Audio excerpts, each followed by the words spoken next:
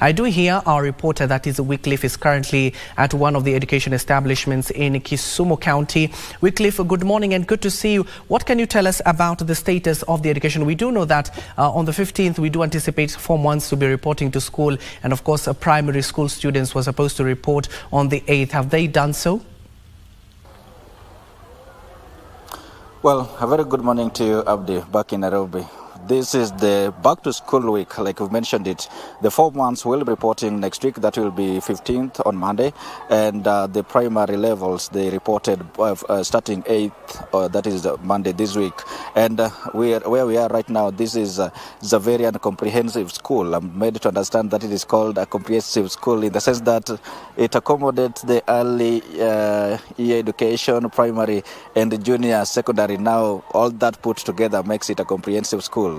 Zaverian is one of the largest educational establishments in the lakeside city of Kisumu, and I'm here to check on the JSS status of JSS rollout. We know that the Ministry of Education had disbursed a capitation of, in total, that is 31.34 billion shillings in support of various levels of education, and 7.6% of that amount is dedicated to JSS learning. And right where I am here, I am with the head teacher of Zaverian Comprehensive School, Mr. Mwalimu George Polo, and just with him here are a number of JSS teachers who are deployed to this center. And Mwalimu Polo, just move here and look into the camera. Tell us, earlier on, the JSS intern teachers had threatened to down tools for what they termed as the needed the government actually to absorb them in PNP terms. How is it in school here? Have they reported? Do you have all the teachers that were deployed to this school? Thank you. My name is George Polo, the head teacher of Zaverian Primary School, of course, comprehensive school. I want to report that all my JSS teachers have reported. We have 8 of them. They have already reported. I've not had any of them threatening to put up, go on strike or in any form. They are all in school. They are present and they are teaching. Yes. Well, it's now like more so a year since this CBC curriculum was put in place, or rather put in force. And basically, looking at the teacher-learner ratio, what will you make a case for that in this school? Yeah, I think I would say the government is trying to ensure that that ratio is reduced, because so far, like in my school, we have 8 teachers, and I also have other teachers in the other section that are able to handle JSS learners. And because of that, the ratio of teacher to learner is not really very big. But I think with time, the government will add more teachers so that that ratio can be completely reduced. Yeah, but so far now at Zaverian, we're not complaining, because a number of my teachers who are non-JSS are able to handle JSS classes as well. So the ratio is not really badly off. Yes. Aside from the ratio, we know that the Presidential Working Party on Education Reforms recommended the reduction, or rather the revision of learning areas from 14 to 9. How do you think that is going to impact learning, especially, for the JSS and basically under the CBC curriculum? Yeah, that is true. What the government did was rationalization of the area of, learning areas, which of course has been reduced from 14 to 9. And I think that has given now teachers more time to, intensively cover those learning areas. And also in terms of reduce of the weight for the learners. I think so far it is good, because in terms of even the number of books the learners need to carry as they come to school will certainly be reduced. So I think it's a good thing that the government has decided to do that, because the teachers now can go into details of those particular learning areas with the learners. Yeah, so I would I want to support that what the government decided to do is right.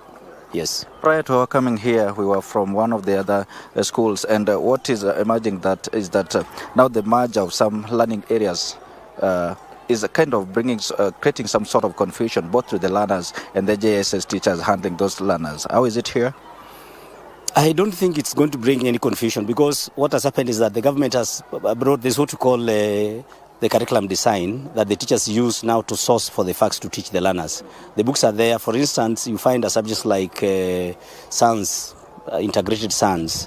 Whatever the subjects that has been integrated with along it, the teachers can source the content from other books.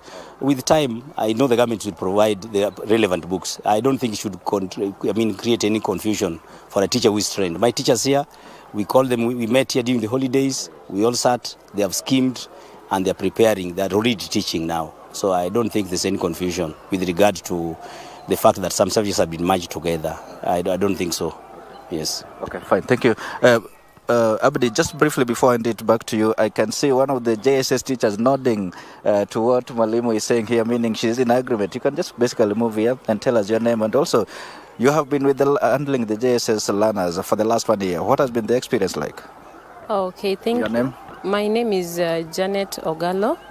I'm a teacher of JSS. I teach science, integrated science and mathematics. I was employed here last term. We are the newly recruited teachers, and my experience has been good. It's always said that once a teacher, always a teacher. I was trained to teach learners, not only to teach students in the secondary school, and I'm enjoying it teaching here because a teacher, I was trained to teach. Yeah, so I don't have any challenge so far. Now the merger of some learning areas, now that has reduced the total number of lessons taught per week from 40 to 35. What do you make of that? I want to join my head teacher by congratulating the government or the Ministry of Education for merging those learning areas, because the workload is also going to be reduced. Like if we compare the number of lessons that you were teaching last term and compared to this term, the workload has gone down, and the teachers can find time to prepare well, look at learners' book, and also follow the individual learners that have some learning disabilities or who cannot catch up with the others in time.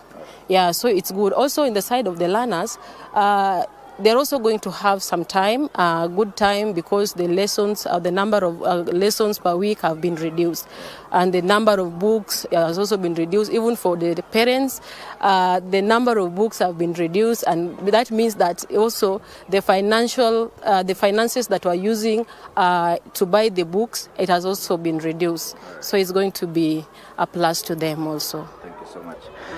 Abdi, those are some of the comments that are coming from the education stakeholders, specifically the teachers handling the CBC curriculum here in the Lakeside, the city of Kisumu.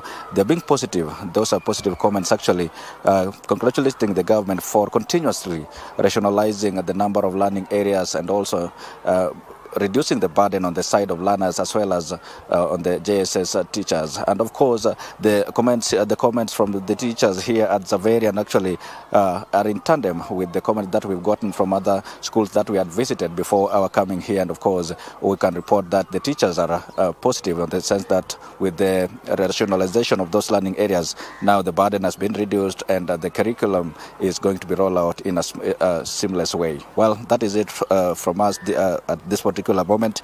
We hand it back to you in studio, but we'll continue to visit our schools, other schools, basically to see how the school's opening is panning out. Back to you, Abdi.